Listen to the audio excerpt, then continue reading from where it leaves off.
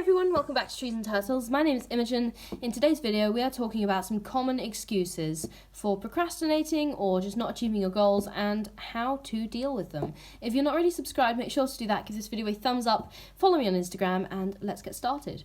So we often make excuses for ourselves to avoid taking action on our goals and to justify bad habits or procrastination. So let's look at some common ones and how we can deal with them. So a big excuse that a lot of people use is, I don't have time.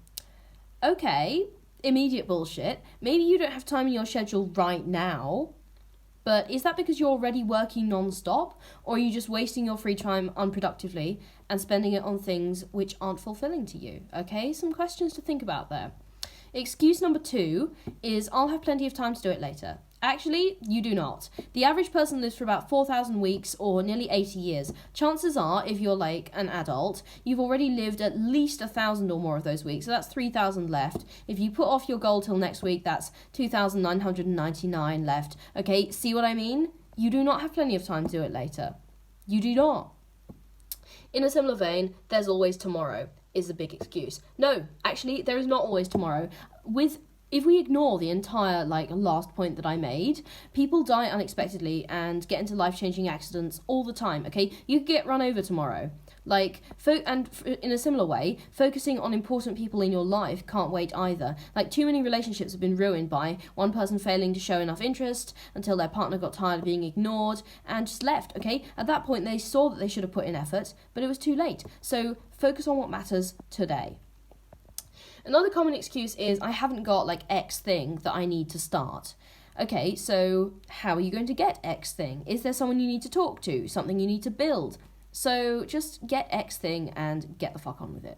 Because that is not necessarily a sort of an obstacle that you can't overcome, especially if you haven't tried to overcome it. And if you have tried to overcome it and you still aren't able to do the goal, then maybe you need some outside help, okay? It's not a shameful thing to ask for help, so ask for help if you need X thing to start on your goal. Another common excuse is, I need to plan more. Maybe, but planning is great, but if you already have actionable steps, more planning is just superfluous, okay? Get started now. You know what you need to do. Start on the first step. More planning is just, I am a huge advocate for planning, but there is such a thing as too much planning. There, I said it. There is such a thing as too much planning, okay? So get started. My life is too complicated right now. Okay, so what are you going to do to simplify your life? How are you going to make it simpler? When is that going to happen, okay? If your life is too complicated right now, then there should be some steps you can take to make your life simpler so you can achieve this goal if the goal is a priority.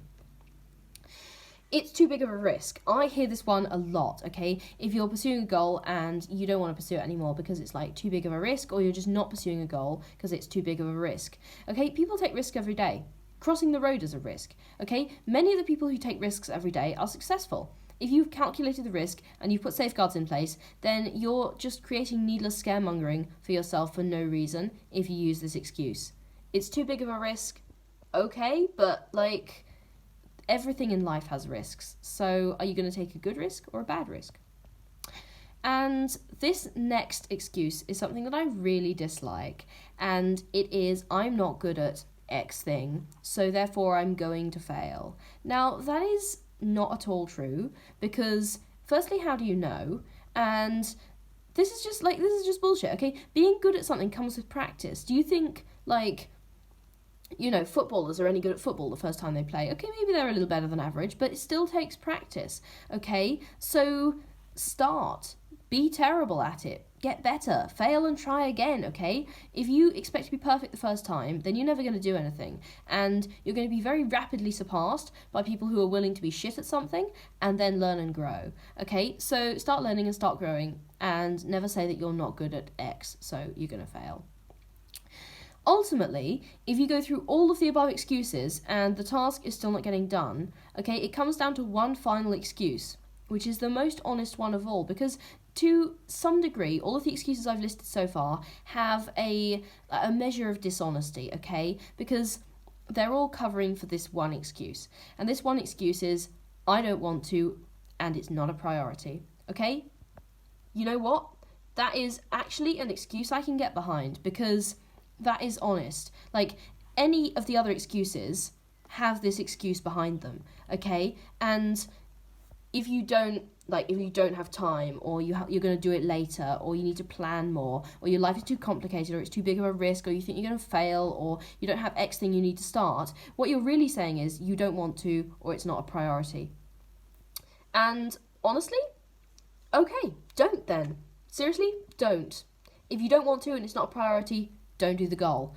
But don't complain about it later when everyone else has taken action on their goals and you've been left behind.